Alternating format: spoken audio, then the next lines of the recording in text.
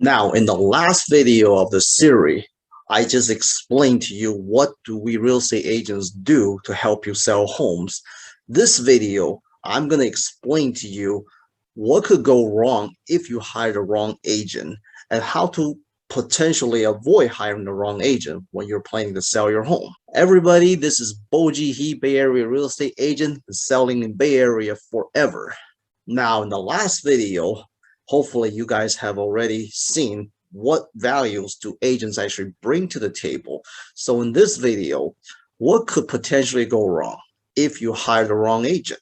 Let's dive in. Now, of course, a lot of things could go wrong if you hire the wrong person. We're just talking about some of the most common scenarios that consumers experience when their home sits in the market unsold for months after months. So this is what typically happens. And again, I'm getting this data from a lot of the people that I spoke to within the last years of studies and years of working with people that couldn't get their home sold for the first time. So a lot of it falls along the lines of, well, the agent came and promised me everything, that my home will sell for this amount and the commission will be this much, and took my listing and then just went and never came back. Property sits on the market for weeks and months and no showings, no phone calls from the agent. I have no idea whether the agent is even working or not. And it's such a disappointing experience. And then I have no choice but to fire this agent, because every time the agent comes back, he just wants to drop the price. I'm like, come on. So property is unsold. I terminate the contract, and the same day the contract is terminated, I start getting so many more phone calls from 50 agents per day, and every agent sounded the same as the previous agent. I'll get your home sold for this much, for that much, and the same promise. And I don't know who to trust. It's just plain annoying. Does that sound familiar to you? Now, let me tell you what really happened in those scenarios. And believe me, that's 80% of the time, that's exactly what happened. Of course, not every situation is the same, but typically what happens is that a lot of agents in today's market, well, unfortunately, not just today's market, but this is business in general, will love to offer you something that's attractive to get you to do business and lock you in a contract. But then I'm pretty sure, in a market like what we have today, pretty soon the agent will find out that they're unable to deliver what they promise real quick, maybe within a week. But a lot of the time, people are afraid to communicate things in general and potentially be dealing with pressures and potential disappointments from their client who they have promised before. This is just human nature. A lot of people are not trained to handle pressures and handle disagreements. So their go-to strategy is to just avoid the communication. Hopefully the market will continue to go up, so the home will end up selling for that price eventually. Or maybe the homeowner grows tired of waiting and decides to drop the price that causes the home to sell. And either way, if that happens, great. I don't have to deal with pressures and potential conflict. And that becomes what the go-to strategy is for most agents. It's not that they're not working. It's just they don't know how to communicate what is really going on. So they decide to go into a withdrawal, and they come across the consumer that they're not working. So next time, if you find yourself in situations like that, knowing that the price that they promised to you, it's very likely that they couldn't deliver, and they know it. They just didn't know how to communicate that with you. So now the question comes down to, how do I avoid hiring the wrong agent and to be able to avoid this whole negative experience? Well, in order for you to pick the right agent, you need to first ask the right questions. Now, I'm pretty sure a lot of the homeowners wants to find out just two things. Number one, how much can you sell my home for? And number two, how much is your commission? Let me tell you the issue with asking these two questions directly. Now, these are very simple questions. They do not require sophisticated explanation. And this would cause a lot of agents to want to give you a bid, kind of like contractors bidding on how much it costs to fix your kitchen. You're getting a lot of bids from a lot of agents. Every agent's got their own price opinion, and every agent's willing to do certain things with the commissions. So at the end, you're getting all these numbers. It still doesn't tell you which person is right, which person is wrong, who is trustworthy. And that's where I see the issue is with interviewing a bunch of agents and asking everybody the same two questions. So what do you do instead? Well, this is what I recommend. I would like you to discuss a few things with your potential interviewing agents: the pricing, the marketing, and the accountability. Okay. So when it comes to pricing, like how much do you think my home will sell for? Realize that agents do not determine how much your home will sell for. And it's real easy to prove. You look at 10 homes that came on the market at certain price and how much it's actually sold. None of those two numbers matches. At least 9 out of 10 times they don't match. So what does that mean? That means the home actually sold for a different price than what the original asking price is. How can agent know so sure how much your home will sell for if they're not the one buying? Well, the reality is it's the buyer in today's market that will determine how much your home will sell for. So asking an agent how much your home will sell for, they don't know. Nobody would know. Okay. However, an agent does not necessarily need to know how much your home will sell for, but they do need to understand the meanings of pricing your home in your area and in your market. And let me explain what they need to know. Well, they need to know the average price per square footage in your market, in your particular neighborhood. They need to know the average days on market. They need to know how many homes are currently selling, how many homes are pending, how many homes are sold in the last 3 months, 6 months to a year. And more importantly, they need to know what's really going on that justifies certain differences, like neighbor A's home versus neighbor B's home. Neighbor A's home has a pool, B doesn't have. Neighbor A's home has newer roof, B's doesn't have.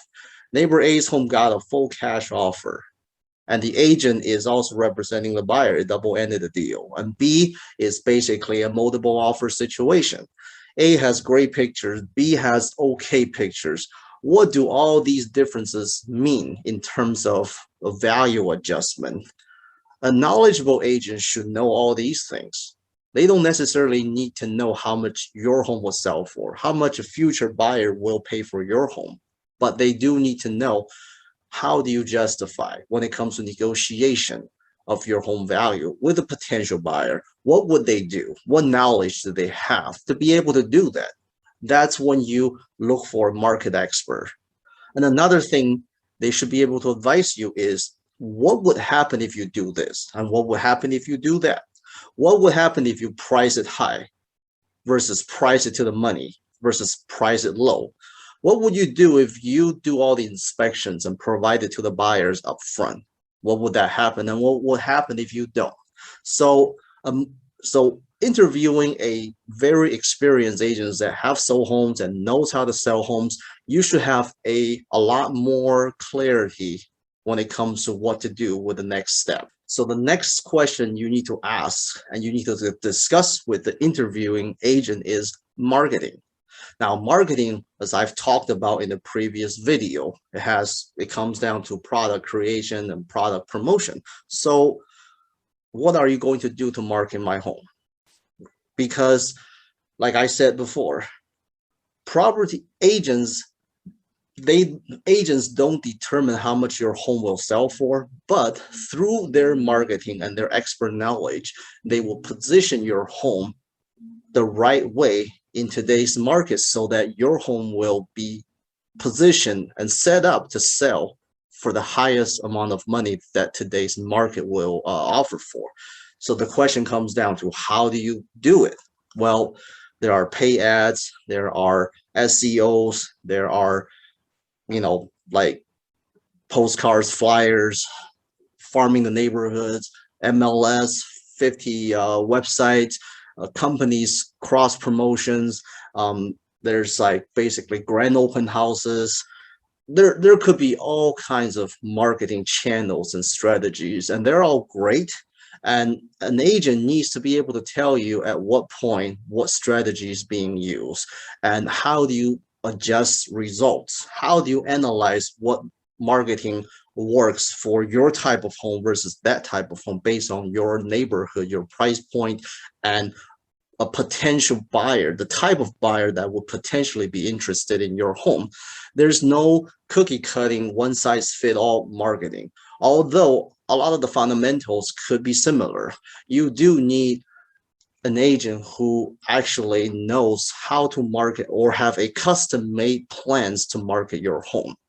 And the third thing, it will be accountability, because now everything's great, we're all talk, but what would happen if I sign with you? Because a lot of agents will promise you a high price and lower the commission just to lock you in for 6 months to a 10 months contract. And then they'll come back and beat you up on prices after. How do you avoid such a potential experience? Well, this comes down to accountability. If you say you're going to market my home, if you say you're going to, the price is this and that, well, how do I track your work? How do I know what have you done this week to market my home? How many showings? How many inquiries? What are some of the common feedbacks from buyers and buyers agents? What is the market changes? What's the interest rate in this week versus last week?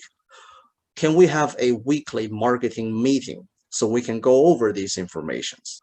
Is the agent willing to do that and have this ongoing weekly marketing meeting to uncover any potential changes in the market? And what if he fails to do so? Is there an easy exit out of the contract if, when you mutually don't feel that you are a right fit for each other? Is that agent confident enough that he will put money where his mouth is? These are all of the guarantees that I offer to all of my clients when it comes to selling the homes. If I don't do what I said I was supposed to do in my marketing, guess what?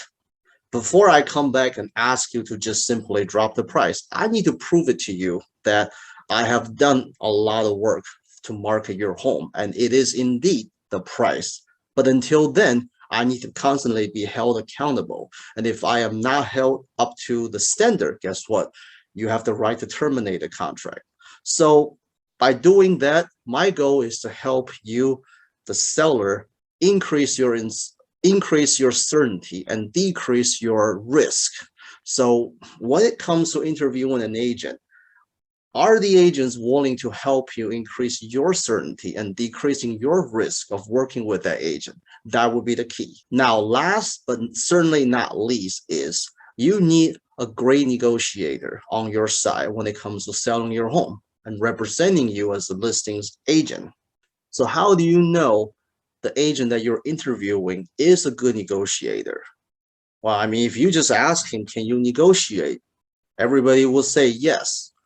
So here's what I believe, okay? A person's true ability to negotiate starts at the interview, okay? If you are a good negotiator, if the job requirement says you must be a good negotiator, great. How are you negotiating your salary with me right now? Same thing with how are you negotiating your commission with me right now, okay?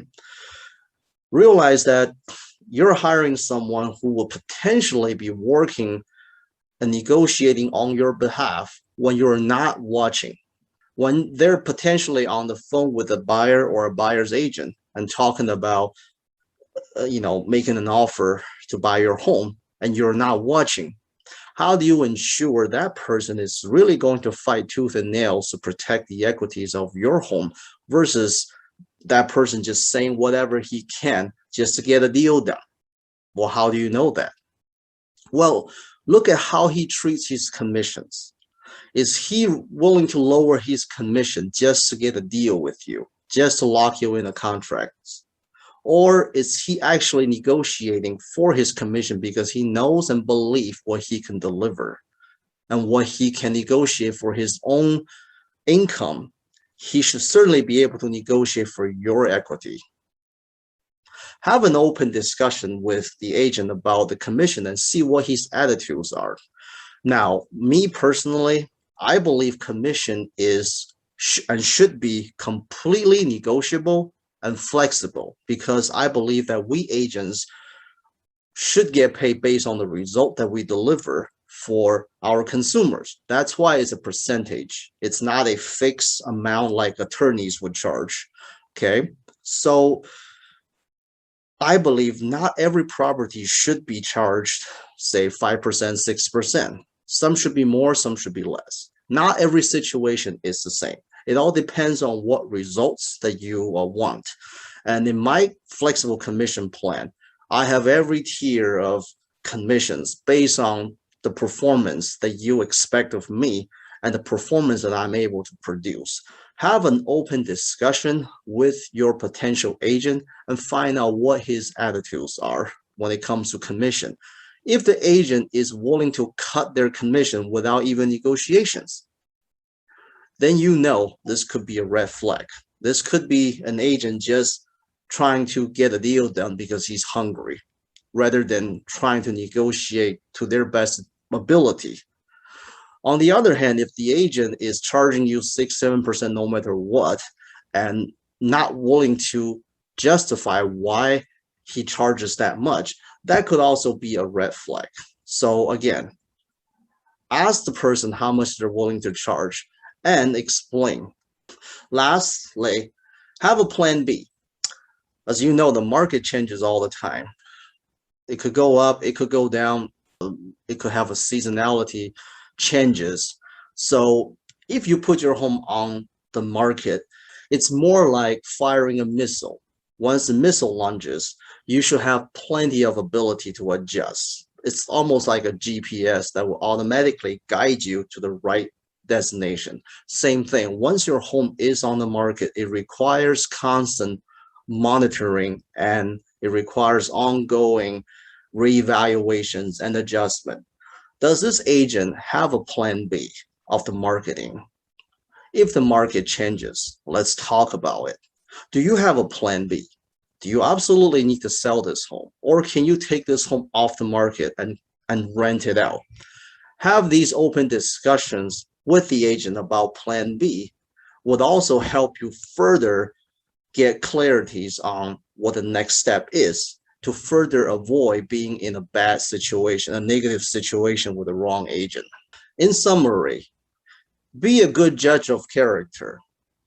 Find out if this agent is professional or not. The agent should have the ability to explain to you the real estate trends, the market, the negotiations, the marketings, and what they are willing to, what they're able to bring to the table, and be able to explain to you all of the real estate documents, contracts, disclosure files, and help guide you every step of the way for a smooth transaction.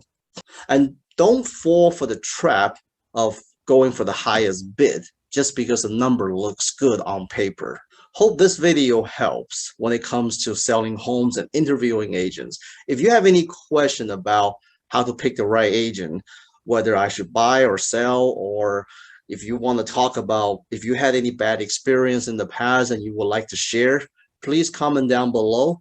And in the next video, I'm going to talk about whether you could sell it on your own or not, or you should sell your home on your own or not. All right, guys, I'll talk to you next time. Stay tuned.